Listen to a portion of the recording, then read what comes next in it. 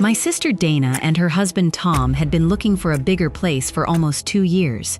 Their family was growing, money was tight, and when the listing for the Cellar farmhouse came up at almost half the price of anything else in the county, they jumped on it without asking too many questions. I remember Dana calling me the night they got the listing, practically breathless with excitement, telling me about the wraparound porch and the stone fireplace and the 3 acres of land behind it where the kids could run wild.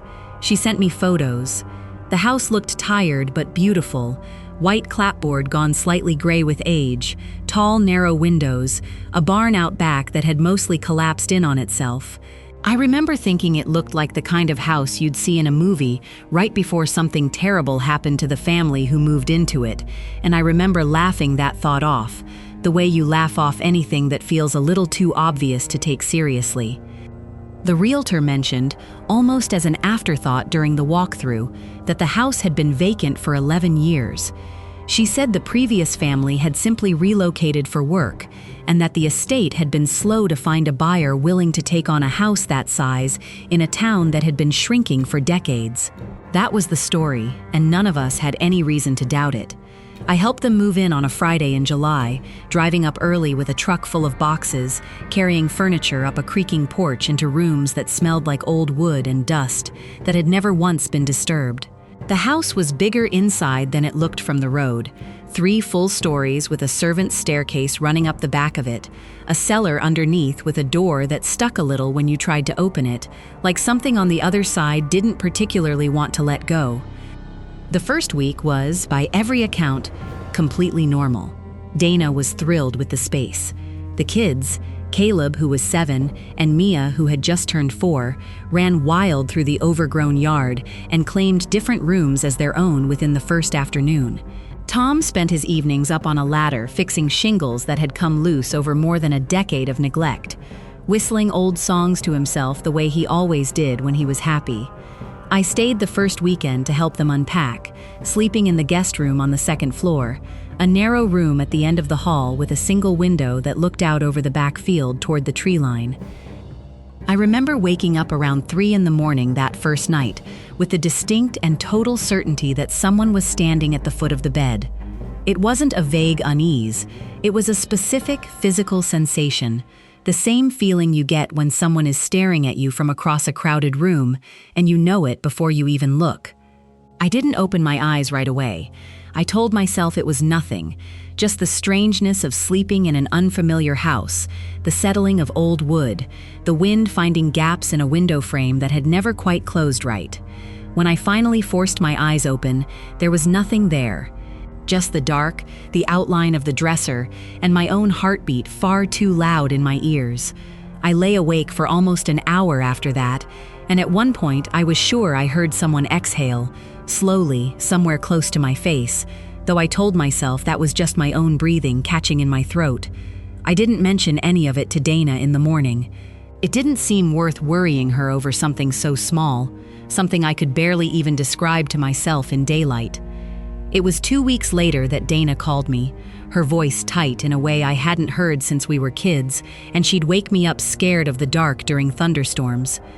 She said Mia had started talking to someone in her room at night. At first, Dana assumed it was an imaginary friend, the kind every child that age invents out of boredom or loneliness in a new place. But Mia called the friend by a name none of them had ever taught her. She called him Mister Halloway. When Dana asked who Mister Halloway was, Mia answered without any hesitation at all, the way children answer questions about things they consider completely obvious. She said he used to live in her room, and that he was sad because nobody came to visit him anymore, and that he liked to sit on the edge of her bed at night and watch her sleep so she wouldn't be scared of the dark. Dana laughed it off on the phone, the kind of laugh people use when they're trying to convince themselves there's nothing to be afraid of. But she asked if I'd come stay again, just for the weekend, just to have another adult in the house. I arrived on a Friday evening in August, almost exactly a month after they'd moved in. The house already felt different to me the moment I stepped through the front door, though I couldn't have told you exactly why. It wasn't anything I could point to and name. The air just felt heavier, like walking into a room where an argument had happened 5 minutes before you got there, that particular electric tension that lingers after something unpleasant. Dana looked exhausted in a way that went beyond simple sleeplessness. There were dark circles under her eyes, and she kept glancing toward doorways as she talked, as if she expected someone to be standing in them. She told me things had been happening that she hadn't wanted to say over the phone, things that sounded too strange to put into words when she wasn't standing in the middle of them. Cabinet doors in the kitchen would be standing wide open in the morning, all of them, every single one, even though she distinctly remembered closing them the night before, sometimes double-checking out of habit. The dog, a normally friendly golden retriever named Biscuit, who had never shown a nervous bone in his body, had started refusing to go anywhere near the door to the cellar, backing away with his ears flat and a low, continuous growl building in his throat, sometimes for no reason at all, sometimes when nobody else was even in the room with him. "And Tom," she said, lowering her voice even though he was outside, had woken up twice now with deep red scratches on his forearm, 3 parallel lines each time, the kind you'd get from fingernails dragged hard and deliberately across skin. He didn't remember doing it to himself, and the marks were on his right arm, even though he was left-handed, and it would have been an awkward, unnatural angle to reach. He'd started sleeping with his arms tucked under the blanket, like a child hiding from something in the dark. That night, I offered to sleep in Mia's room so Dana and Tom could get a full night's rest, and so I could see for myself what was going on with this Mister Halloway business. Mia's room was small and pink, decorated with the kind of care Dana always put into things, butterfly stickers on the wall in a careful, uneven line, a nightlight shaped like a moon plugged into the outlet by the closet, casting a soft white glow that reached almost to the corners of the room, but never quite all the way. I set up an air mattress on the floor beside her bed and told her I was there to keep her safe, and she smiled at me in that easy, trusting way small children do, completely unbothered, and fell asleep within minutes, one hand curled loosely around a stuffed rabbit. I lay awake for a long time listening to the house breathe around me, the pop and creak of old joists cooling after a hot day, the wind moving through the field outside, the occasional distant groan of pipes somewhere deep in the walls. I must have drifted off eventually, because I woke to the sound of Mia's voice, quiet and conversational, the way you'd talk to a friend sitting beside you on a bench. I opened my eyes slowly, my heart already picking up speed before my mind had even caught up to why. The moon nightlight was still glowing its soft white light, and Mia was sitting up in bed, looking toward the corner of the room near the closet, and she was talking to something I could not see.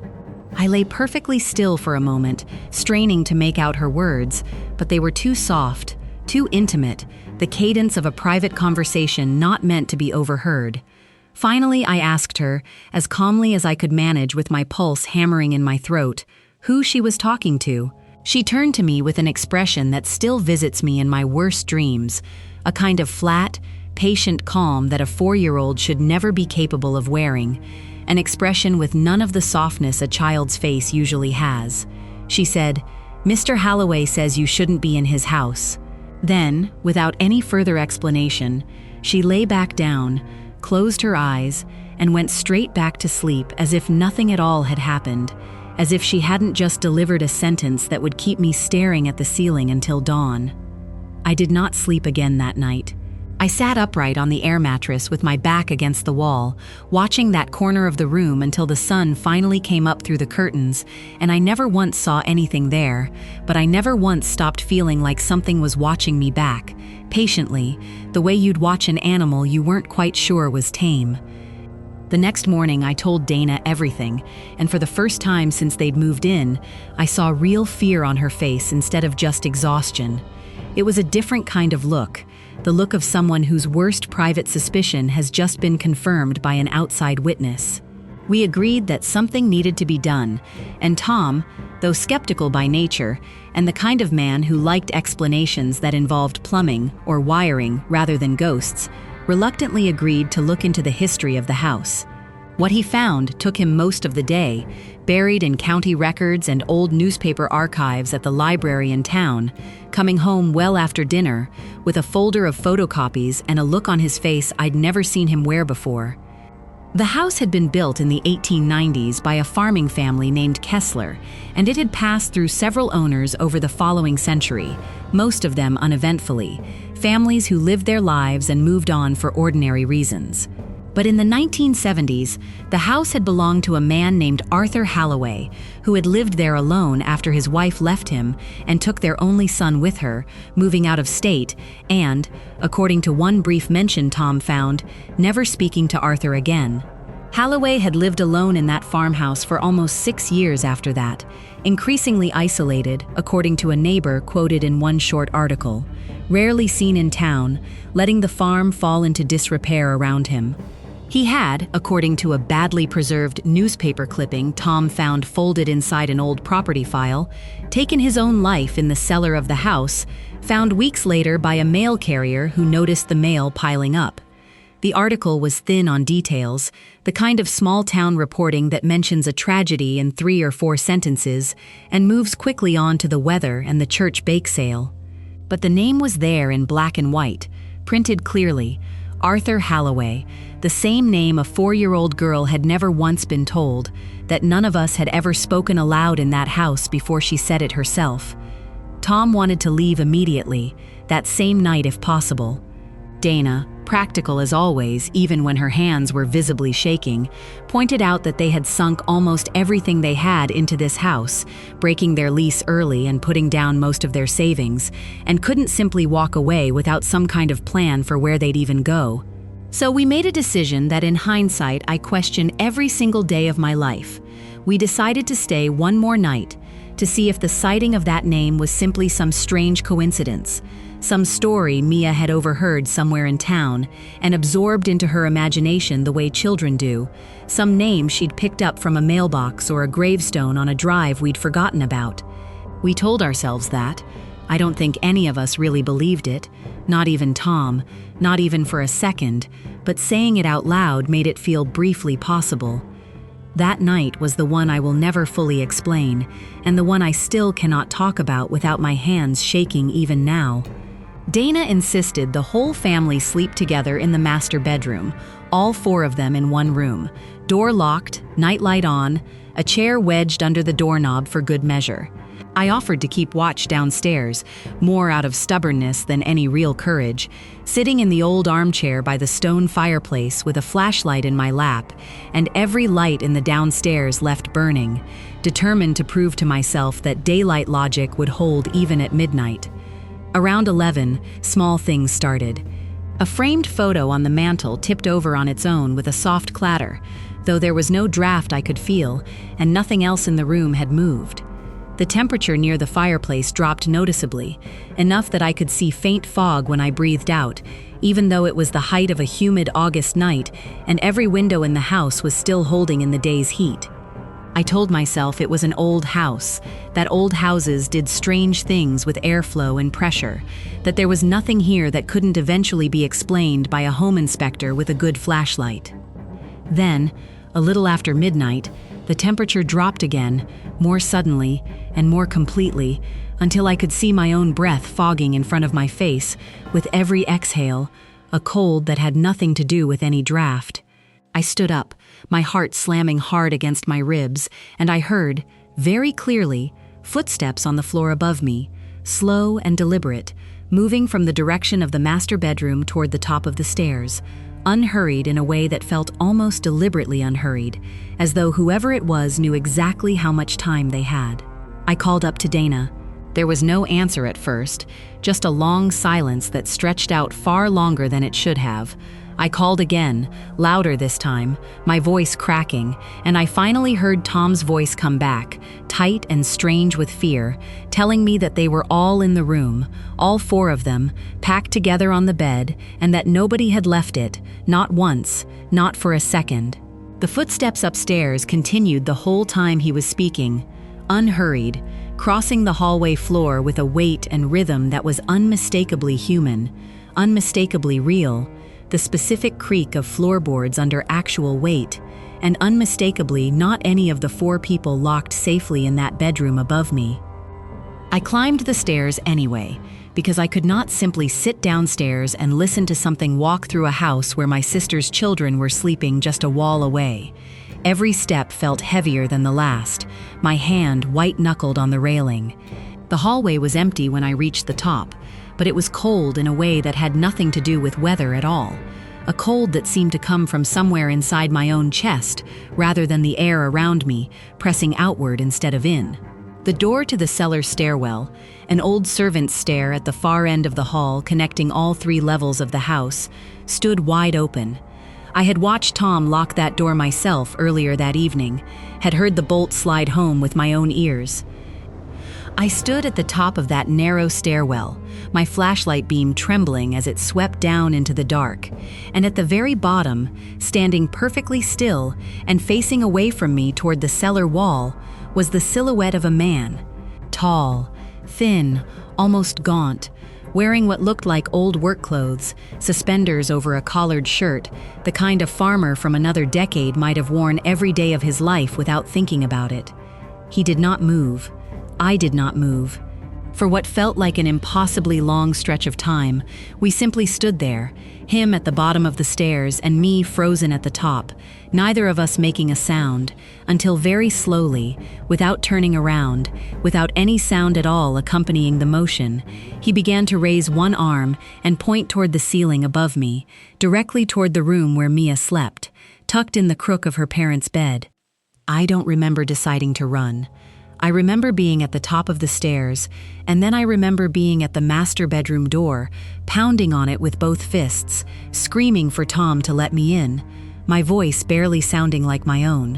When the door finally opened, I nearly fell into the room, and behind me, unmistakably, I heard footsteps starting up the servants' stairs, slow, patient, and unhurried, exactly the pace of a man who knows he has all the time in the world and no reason at all to rush. We spent the rest of that night crammed into the master bedroom together, all 5 of us, every light on, the door blocked by a dresser Tom dragged in front of it in his bare feet, until the gray light of dawn finally crept through the curtains and the house went quiet again, the way it always seemed to in daylight, as if it had simply been waiting for the sun to force it back to sleep for a few hours before it could try again. Nobody slept that final hour before sunrise. We sat in silence, Mia curled against Dana's chest, Caleb wide awake and pale, gripping his father's hand, and I remember looking at each of their faces in that gray early light and understanding, without anyone needing to say it out loud, that we were leaving that morning and never coming back, whatever it cost. Dana and Tom moved out within the week, forfeiting most of what they'd put down, breaking a mortgage they'd only just signed a month earlier. They never fully explained to their landlord's real estate friends why they were so desperate to leave a house they'd bragged about buying just weeks before, and I don't think they ever will. Mia stopped mentioning Mr. Halloway almost as soon as they left, the way children forget things that adults spend years trying to forget themselves. Though every so often, even now, she'll go quiet in the middle of playing and glance toward an empty corner of whatever room she's in, just for a second, before shaking it off and going back to whatever game she was playing, as if some small part of her still remembers a name the rest of her has already let go of. I did some digging of my own, months later, once I'd worked up the nerve to think about that house again without my hands shaking. I found the family that had lived there before Dana and Tom, the ones who'd supposedly relocated for work after 11 years of the place sitting empty. I tracked down a phone number for the wife, an older woman now living 2 states away, and when I finally worked up the courage to call her and mention the name Arthur Halloway, there was a long silence on the other end of the line before she asked me, very quietly, whether anyone in the house had started sleeping with all the lights on yet. I told her yes. She told me that was usually about how long it took, and then she asked me, gently, not to call that number again, and hung up before I could ask her anything else. I still don't know exactly what happened in that house, or what Arthur Halloway wants from families who have never done him any harm, who simply wanted a home for their children to grow up in. I don't know if it's grief that keeps him there, the accumulated weight of a man who died completely alone and was found only because his mail piled up past the point anyone could ignore it, or if it's something worse than grief entirely, something old and patient that learned to wear a lonely man's face because loneliness is the easiest door for something like that to walk through, an invitation nobody has to consciously extend. What I do know is that the Kessler farmhouse sat empty again after Dana and Tom left, and as far as I've been able to find out, checking the listing every few months, out of a habit I can't quite break, it still sits empty today, at the end of that same dirt road, its windows dark, its cellar door still sticking just a little when the wind pushes against it, as if something down there is leaning its weight against the other side, waiting, the way it has always waited, for someone new to walk in and make the house feel a little less alone. And every time I think about that folder of photocopies still sitting in a drawer somewhere in Dana's new house, every time I think about a 4-year-old's flat, patient voice telling me I shouldn't be in his house, I find myself hoping, quietly and a little desperately, that whoever buys that farmhouse next reads the listing history first and asks a few more questions than we ever thought to ask.